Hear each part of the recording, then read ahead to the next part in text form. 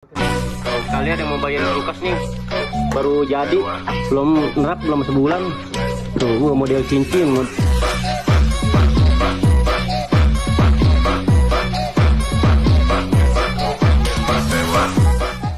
Nah bentar cuy, kalau di video awal nggak ada suaranya berarti musiknya kena copyright ya cuy ya. Nah jadi gua bisukan. Nah jadi video tersebut menceritakan tentang kruk as yang patah ya, ibaratnya sesuai digambar lah gitu. Jadi itu pemakaiannya selama berapa ya, 1 minggu apa 1 bulan gitulah pokoknya. Oke, intinya kalau nggak ada suaranya berarti kena copyright. Oke.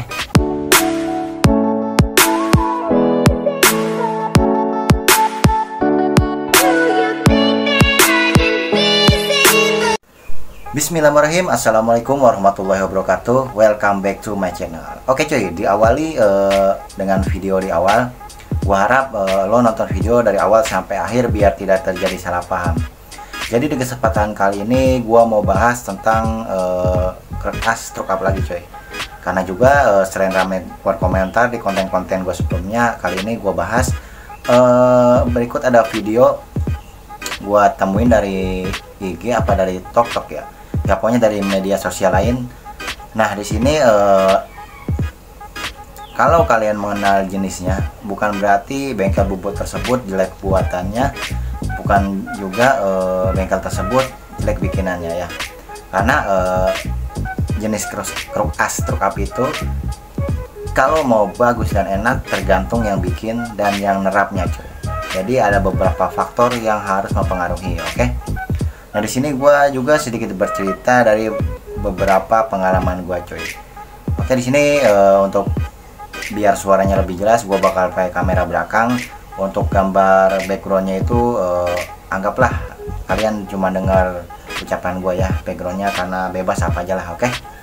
Oke, gue mau lanjut pakai kamera belakang biar suaranya lebih jelas. Jadi kalau kamera depan karena nggak pakai mic eksternal, takutnya suaranya walaupun udah di up tetap kurang jelas cuy. Oke lanjut. Nah cuy lanjut ya cuy ya. Nah di sini gua tidak bermaksud menjelekan atau mempromosikan siapapun. Ya gua sendiri beranggapan bahwa kruk as gua juga nggak merasa paling bagus juga sih ya. Ya karena gua cuman modal ngeriset aja cuy. Perbedaan kruk as yang gue buat itu, contoh buat harian, race maupun touring, itu perbedaannya hanya di tata letak, di balancing, di bandul atau di balance statiknya coy. Ya pada intinya model kruk as ya itu aja ya. Kalau nggak model Thailand, model standar ya. Kalau bandul Tima, bandul Albrod, Kuningan yang kayak gitu ya, atau bandul plat itu sama aja coy. Nah yang membedakan itu cara pembuatan dan ukuran yang lainnya coy, itu yang menjadi perbedaannya gitu. Nah kalian udah dilihat kan video dari awal nih, bisa dilihat ya, ini kruk as model Thailandnya cuy ya. Nah ini patah di kruk as di bagian kiri coy, patah di as kiri ya, di bagian magnet. Nah ini gua tebak udah pasti langkahnya tinggi coy. Nah, ini spesifikasinya kemudian stang seher NPP. Kita nggak bahas stang seher jenis apapun ya. Dan pada dasarnya kalau sesuai ketika kita stroke up sesuai apa ya, sesuai ilmunya gitu, kita harus mengerti tentang rasio panjang stang seher, titik bandul jatuhnya di mana, balance statiknya gitu loh. Nah tetapi ketika kita walaupun misalkan kita ngejar selembaran, ketika bisa kita memastikan selain langkahnya yang pas, bandulnya harus pas, balance statiknya pas, dan pemasangannya yang pas, seperti ukuran apa sih magnet, ukuran balancer, dan berikut konversi lainnya. Jika untuk harian ataupun maupun race cuy, semua ada peruntukannya gitu. Nah zaman sekarang ya cuy ya, kita sedikit cerita ya. Zaman sekarang itu main di race maupun dunia harian, banyak owner yang berlomba-lomba ingin stroke up tinggi cuy, dengan packing selembaran. Catat nih ya, bukan berarti nggak bisa awet coy, tapi 90% stroke up selembaran dengan 0 packing itu sebenarnya resikonya itu sangat tinggi coy, hampir 90% beresiko. Itu versi menurut gua ya coy ya, walau gua sering bikinnya selembaran coy, entah buat race ataupun buat harian, apalagi buat harian ya coy ya. Nah yang apa ya, yang tadi yang pertama ya, yang kedua itu keras lembaran yang beredar itu jenis stang seher dan yang lain-lainnya itu biasanya contoh stang seher NPP ya cuy ya. Walau made in Japan yang gua lihat dari merek NPP ya, tapi tetap aja cuy ya, namanya stang seher ya, walaupun mereknya NPP made in Japan gitu ya, tetap kecuali bedanya itu kayak model kita pakai stang seher apa ya, yang model motowan gitu, yang racing, tapi kan harganya udah ketahuan. Untuk stang seher racing berbahan forget itu harganya itu minim-minim 1 juta cuy, kurang lebih 1 juta, itu baru stang sehernya aja gitu.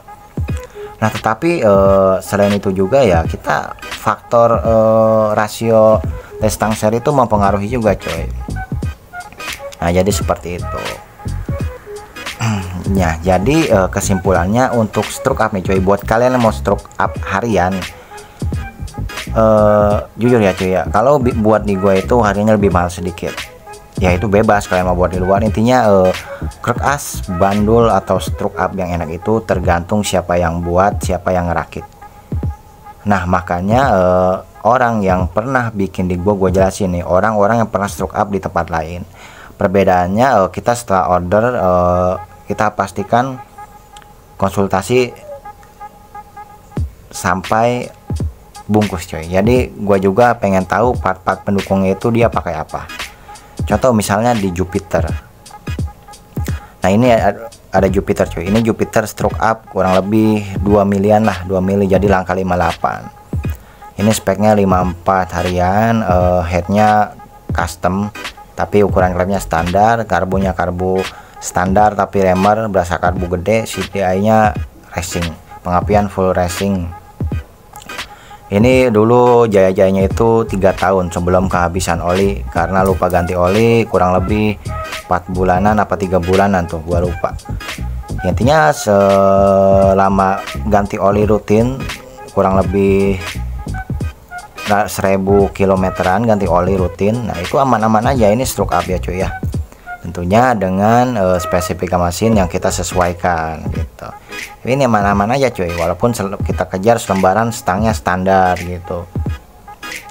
Kan udah gue bilang untuk masalah stroke up crack as itu tergantung dari yang buat crack asnya dan tergantung yang nerapnya coy. Nah makanya buat kalian yang mau stroke up bisa dipikir-pikir dulu ya sebelum sayang uang gitu. Lebih baik keluar budget lebih sedikit gitu, tapi hasilnya memuaskan gitu. Jadi jangan terpaku pada jenis tampilan. Ya selain mengutamakan apa ya, fungsi juga lebih utama sih cuy ya. Nah gue sedikit cerita juga nih, siapa tahu bisa menginspirasi kalian. Pada tahun 2018 gua punya bahan Mio waktu itu ya. Mio itu main speknya selembar nanggung. Nah, ini gua fair-fairan aja, saat itu bulan puasa ya. Bulan puasa spek Mio gua itu stroke up-nya itu 66. Stroke up-nya 66, gua stang seher pakai panjang, pakai long. Tentunya balance statik gua atur sedemikian rupa. Nah ketemunya itu, oh ya piston gue itu saat itu 64, piston gue 64, stroke 66, head 3127. Nah ketemu spek 66, stroke up 70-an apa 71, pokoknya stroke up nggak jauh dari 70 coy. Itu stroke up 70, dia speknya 66 ya. Gua share 64, stroke up-nya 66 coy.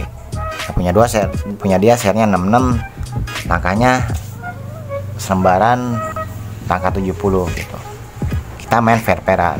Dia pakai CDI standar, pengapian full standar. Gua pengapian saat itu pakai BRT ya. karena saat itu gua rasa jaraknya pendek tapi nggak jadi, ternyata mainnya 500 meter. Alhasil dengan spek gua yang lebih kecil tapi gua pakai pengapian bebas gitu, itu kalah cuy, tetap kalah, tapi bedanya tipis banget cuy, tipis bedanya cuy. Nah saat itu gua minta balik tempat cuy. Nah balik tempat lawannya nggak mau cuy, terus dikontak lagi dengan spek yang sama nggak mau, padahal piston kita lebih kecil. Ya memang kita fair-fairan soal spek coy, ya juga fair-fairan soal spek, ya kita nggak masalah, saya lebih kecil, stroke up lebih kecil gitu. Cuman saat itu untuk di 500 meter gua nggak menguasai soal pengapian gitu. Jadi pengapian itu untuk jarak misalkan 201 meter lah, itu enak pakai Sidai Racing gitu. Sebenarnya buat 500 meter juga enaknya pakai Sidai Racing, tapi bukan bermerek di sini cuy ya. Kalau gua sih lebih mengutamakan CDI standar upgrade gitu. Jadi bisa jadi casingnya standar tapi racingnya upgrade gitu. Jadi sudah disesuaikan titik pengapiannya, untuk upnya di atas, downnya di bawah gitu. Karena kalau 500 meter terlalu up di bawah dikhawatirkan mesin terlalu tinggi kerjanya, bisa rawan jebol coy. Nah jadi kesimpulan dari video-video stroke up itu, bahas stroke up itu nggak ada habisnya coy. Jadi susah menjelaskan ke siapapun gitu, karena untuk saat ini gua rasa konsumen lebih tertarik dengan media-media yang apa ya, yang lebih menarik gitu, tanpa mengesampingkan fungsi gitu. Makanya buat kalian mudah-mudahan kedepannya sebelum stroke up bisa memilih tukang stroke up yang bukan yang apa ya, bukan yang canggih, bukan yang apa, tapi yang pengalamannya udah benar-benar dari pengalaman gitu cuy. Kadang gua rasa di dunia racing ini cuy ya,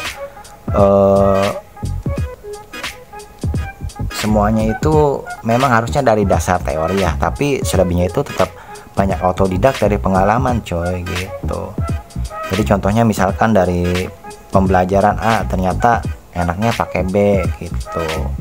Ini gue sekedar berbagi pengalaman. Jadi kalau mau ada yang lebih pintar atau lebih jago, monggo silahkan jelaskan pakai versinya masing-masing di channelnya masing-masing, biar bermanfaat gitu.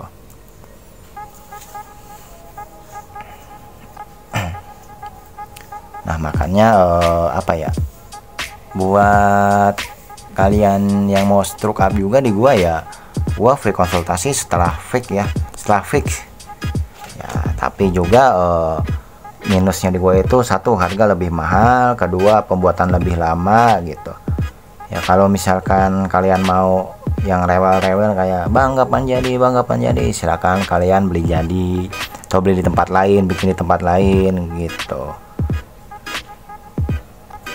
Jadi masalah pembuatan mesin atau apapun ketika ownernya rewel, semuanya itu bermasalah mulu coy. Tuh kan jadi curhat gitu. Contoh kayak ini nih, satu keras harian gua nih, padahal orang dekat coy, orangnya ribet, orangnya rewel banget gitu. Nah, padahal itu orang dekat ya cuy ya. Hasil banyak kejanggalan di kerakasnya, bahan keras standar dia jelek gitu. Nah satu lagi coy, buat keras stroke up ya, saran gua untuk harian maupun sebenarnya bagusnya itu keras baru dari standar atau minimal second juga masih pada bagus coy. Jadi jangan keras jelek kita buat kita buat modif stroke up-nya, itu banyak kendala biasanya. Nah contoh kayak ini nih, tuh ini udah pada jelek banget coy, kanan kirinya gitu. Jadi nggak bisa, walaupun hasilnya sempurna tapi paling di angka 90 sampai 95% gitu. Lagi untuk harian.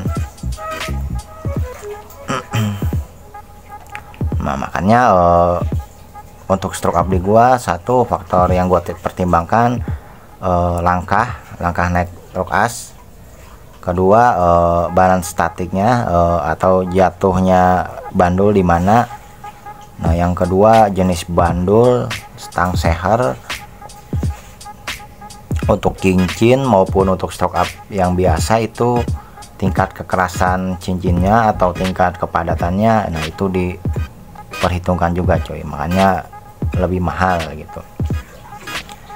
Tapi ya bolehlah sekali-sekali dibedain gitu. Lihat aja testi di IG gua ya cuy ya, bisa scroll ke bawah zaman dulu pas lagi rame-ramenya gitu. Oke, mungkin itu aja. Nanti kalau ada bahasan lagi gua bakal bahas. Sebenarnya masih panjang dan banyak yang harus gua sampaikan, akan tetapi mengingat memori dan kapasitas HP gua coy, takut ngeblank gitu. Nanti kita bahas sesuai pertanyaan gitu. Ya hitung-hitung ngevlog aja cuy ya, biar ada pengetahuan juga gitu, sama-sama belajar. Gua juga masih belajar coy gitu. Menurut gua nggak ada yang perfect sih di dunia ini ya, apalagi dunia racing coy. Beda, jangan samain nama motor-motor standar yang tinggal plug, jadi hargai mekanik kalian coy. Oke, mungkin itu aja, sekian dari gua, Wahyu Channel. Wassalamualaikum warahmatullahi wabarakatuh.